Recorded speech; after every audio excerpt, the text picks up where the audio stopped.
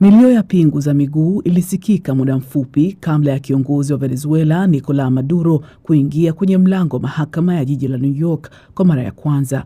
Aligeuka na kuwaambia waandishi wa habari na watu wengine waliokuwa wakifuatilia tukio hilo kwamba ametekwa.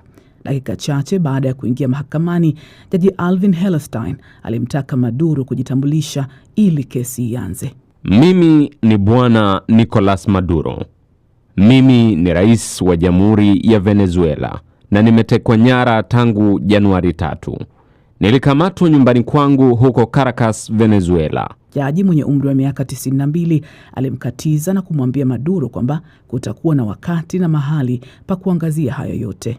Hata hivyo, Maduro na mke wake Cilia Flores walikana mashtaka ya ulanguzi wa dawa za kulevya na umiliki wa silaha katika kikao hicho cha mahakama ambacho kilidumu kwa dakika 40 hivi Jumatatu mchana. Sina hatia. Mimi ni mtu na heshima zangu, Maduro alisema. Huku Flores akiongeza kuwa hakuwa na hatia kabisa. Maduro aliye na umri wa miaka 63 na mke wake mwenye miaka 69 walifikishwa katika jela ya New York baada ya kukamatwa na vikosi vya Marekani kwenye makazi yake nchini Venezuela siku ya Jumamosi katika operesheni ya kushtukiza ya usiku wa manane iliyoshuhudia pia mashambulizi dhidi ya kambi za kijeshi.